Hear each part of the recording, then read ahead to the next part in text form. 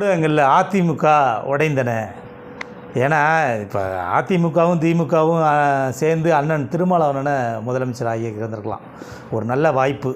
நான் யதார்த்தமே எங்கள் வீட்டில் பேசும்போதே நினச்சேன், இப்படி ஒன்று நடந்தால் நல்லா இருக்குமேன்ட்டு. ஆனால் இது நமக்கு தெரியாமையே அங்கே எல்லாத்தையும் சில பேர் பேசியிருக்காங்க.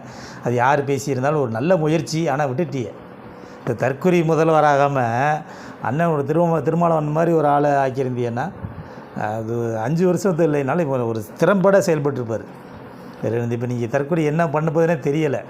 அவரமர ஆள்னா அறிவு சார்ந்துங்கள் இருந்திருக்கலாம். ஒரு நல்ல மனிதர் முதலமைச்சராக இருந்திருக்காருன்னு ஒரு வரலாற்று ஒரு பதிவாக இருந்திருக்கும்.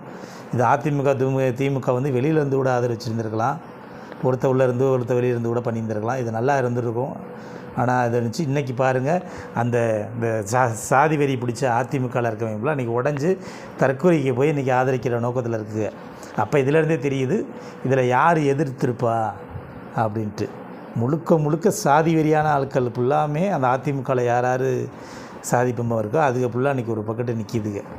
நின்று தற்கொலைகளை ஆதரிக்கிறதுக்கு போய் விஜய் வந்துட்டார். விஜய் வந்தோடனே மாற்றி பூங்கொத்தை கொடுத்துக்கிட்டு அப்படின்றாரு. அவங்களெல்லாம் சேர்த்து வச்சு இவர் சொல்கிறாரே, ஊழலற்ற நேர்மையான ஆட்சி கொடுக்க போகிறோம்ட்டு.